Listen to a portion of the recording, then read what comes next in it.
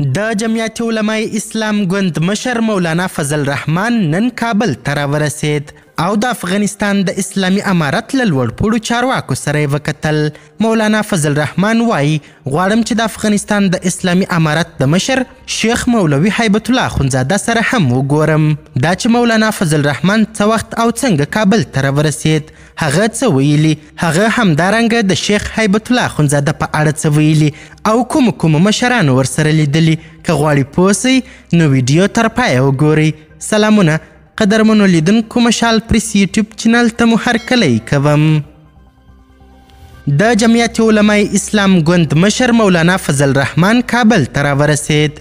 د جمعیت علماء اسلام ګوند مشر مولانا فضل الرحمن نن یکشنبه د افغانستان د اسلامي امارت د حکومت په بلنه کابل ته راورسېد. فضل الرحمن او ورسره ملګري پلاوي یې کابل ته له رسېدو سره سم د افغانستان د اسلامي امارت د رئیس الوزرا له سیاسي مرستیال مولوي عبدالکبیر سره ولیدل.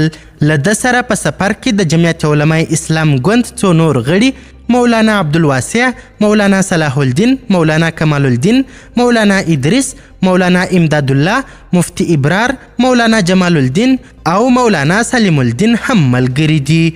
د پاکستاني رسنیو د راپور له مخې مولانا فضل الرحمن به په دې سفر کې چې له لسو کلونو وروسته افغانستان ته د ده لومړی سفر دی، د ټي ټي پي او د افغانستان او پاکستان د دوه اړخیزو اړیکو په شمول پر بیلابیلو مسئلو خبرې وکړي. په اسلام آباد کې د افغانستان د اسلامي امارت سفیر سردار احمد جان شکیب د دسمبر پر 14مه له مولانا فضل الرحمن سره وکتل او هغه ته د افغانستان د سفر بلنه ورکړه. فضل الرحمن کابل ته تر روانېدو مخکې په یوه مرکه کې وویل چې کندهار ته هم ځي او د افغانستان د اسلامي امارت له مشر ملا هیبت الله اخندزاده سره ویني.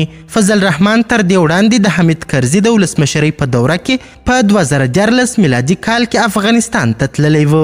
پاکستان تور پورې کوي چې د ټي ټي پي غړي په پاکستان کې د حملو لپاره د افغانستان خاوره کاروي، خو د افغانستان د اسلامي امارت حکومت د پاکستان تورونه ردوي او وایي چې هیڅ چاته اجازه نه ورکوي چې د افغانستان خاوره د بل هیواد پر ضد وکاروي.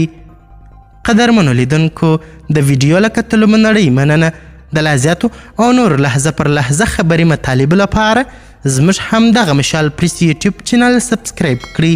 تر بیا او بلې ویډیو ښه وخت ښې چارې. د الله پامان.